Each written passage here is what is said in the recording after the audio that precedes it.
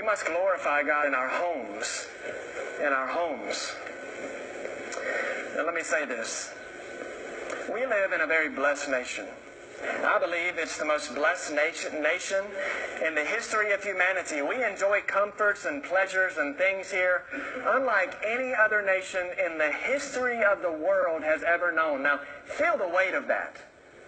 We say that a lot, but seriously, that is true. We experience so many blessings in America.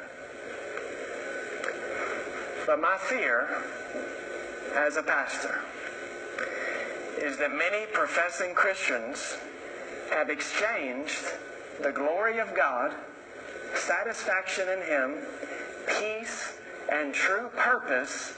They have exchanged that for the American dream. I love you enough to tell you, if you're a Christian, do not lose your life by trying to gain the world. Do not make an idol out of the American dream.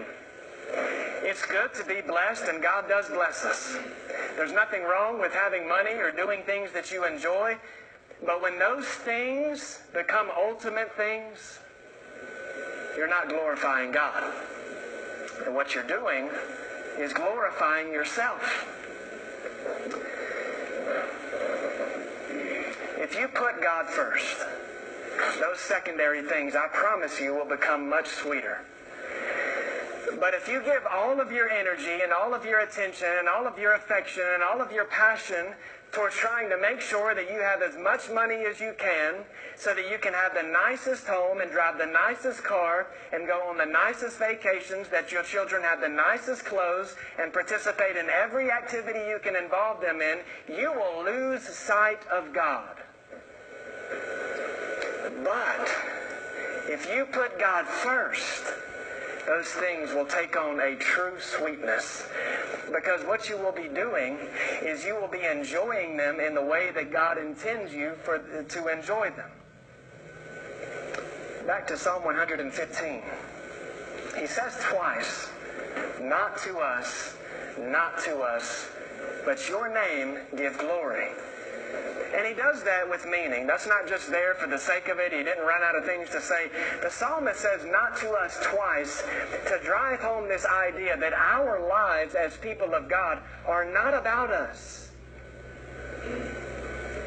Psalm 19:1. Listen to this. The heavens declare the glory of God. The heavens. What does that mean? It means the universe. Space. If you're like me, you love that stuff. I love when one of those documentaries comes on TV, the History Channel or Nat Geo, and you see this new study of space and you see how vast space is. As advanced in our technology as we are, we can see light years ahead of us. We still have not come close to scratching the immense power and enormity of the universe. Think about that. Earth is 93 million miles away from the sun, I believe. And if it were a few miles closer, we'd burn up like that. If it were a few miles further away, we would instantly freeze to death. That's just one example.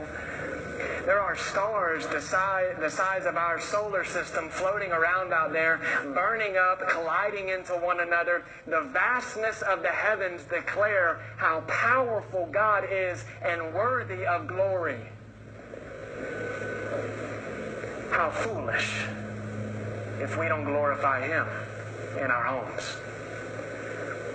How prideful the creature can become when we think of our Creator as something that we do every now and then, or a good thought or a good feeling that we have once a week. And what this teaches us, church, is that we are to glorify God in all that we do. Our homes should be a dwelling place of God's glory. Secondly, let me